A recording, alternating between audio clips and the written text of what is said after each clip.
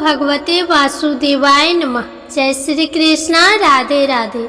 आश्विन मास में आने वाली एकादशी का नाम है पपानकुंसा एकादशी, अर्थात पापों पर अंकुश लगाने वाली एकादशी। और आज की इस वीडियो में आप जानेंगे पपानकुंसा एकादशी की तिथि, शुभ मुहूर्त और इस एकादशी के महत्व के बारे में।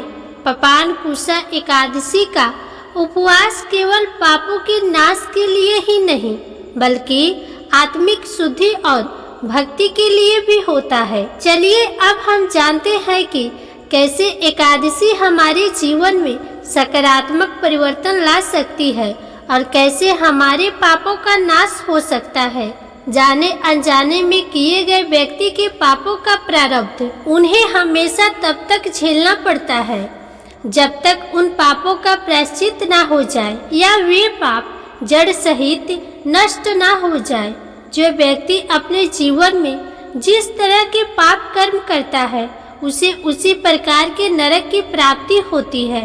और पपानकुंसा एकादशी का एकमात्र उपवास ऐसी सामर्थ्य रखता है जो व्यक्ति के जन्म जन्मांतरों के पापों का नाश केवल एक ही दिन, एक ही क्षण में नष्ट कर डालता है। और जो व्यक्ति आश्विन माह के शुक्ल पक्ष की पपानकुंसा एकादशी का व्रत रखता है, उन्हें अपने पापों का नाश हो जाने के बाद इस संसार बंधन में नहीं बंधना पड़ता। उन्हें भगवान की कृपा से मोक्ष मिल जाता है। पपानकुंसा एकादशी का दूसरा नाम पद्मनाभा एकादशी भी है। जो मनुष्य सारंग धनुषधारी भगवान विष्णु की शरण में जाते हैं, उन्हें कभी भी यम यातना भुगतनी नहीं पड़ती। जो मनुष्य वैष्णव होकर शिव जी की और शैव होकर श्री विष्णु की निंदा करते हैं, वे अवश्य ही नरक में जाते हैं।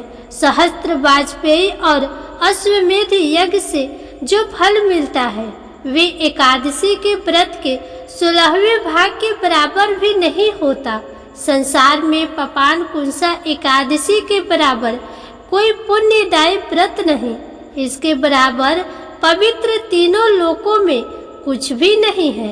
जब तक मनुष्य पद्मनाभ एकादशी का व्रत नहीं करते तब तक उनकी देह में पाप निवास करते हैं। जिस प्रकार एक बहेली के सभी पाप कर्मों का नाश महर्षि अंगिरा द्वारा बताए गए पपानकुंसा एकादशी व्रत का पालन करने से हो गए, उसी प्रकार यह एकादशी अपने सभी भक्तों के पापों को उसी प्रकार जला डालती है जैसे अग्नि सूखे हुए तिनकों के ढेर को।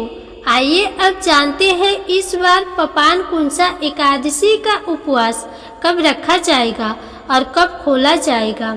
साल 2024 में आश्विन शुक्ल पक्ष की एकादशी तिथि प्रारंभ होगी।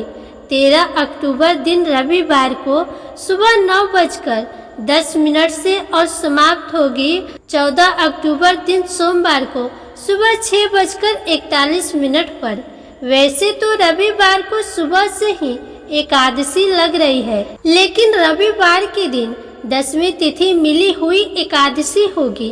इसीलिए सभी वैष्णव या सभी गृहस्थ जनों को इस बार 14 अक्टूबर दिन सोमवार को ही पपानकुंसा एकादशी का व्रत रखना चाहिए। एकादशी का व्रत केवल 14 अक्टूबर दिन सोमवार को ही रखा जाएगा। 14 अक्टूबर दिन सोमवार को सूर्योदय का समय रहेगा सुबह 6:27। सूर्यास्त का समय रहेगा शाम 5:58। ब्रह्म मुहूर्त का समय रहेगा सुबह 4:51 से 5:39 तक। अभिजीत मुहूर्त का समय रहेगा सुबह 11:49 से दोपहर 12:35 तक। अमृत काल का समय रहेगा शाम 6:09 से 7:36 तक। राहु काल का समय रहेगा 7:30 बजे से 9 बजे तक। द्वादशी तिथि प्रारंभ होगी 14 अक्टूबर सोमवार को सुबह 6:42 से और इसी के साथ हरिवासर का समय भी शुरू हो जाएगा और द्वादशी तिथि समाप्त होगी 15 अक्टूबर मंगलवार को सुबह 3:42 पर। इस बार पपान कुंसा एकादशी व्रत का पारण 15 अक्टूबर मंगलवार को सुबह 6:27 से 7:45 के बीच में किया जाएगा। प्रिय श्रोताओं, अगर आपको हमारे द्वारा दी गई जानकारी अच्छी लगी हो तो वीडियो को लाइक करें और कमेंट बॉक्स में जय श्री हरि विष्णु जरूर लिखें। साथ ही इसे शेयर भी करें। इस दिन हमारे चैनल पर पपान कुंसा एकादशी का व्रत कथा भी अपलोड की जाएगी, उसे अवश्य सुनिएगा।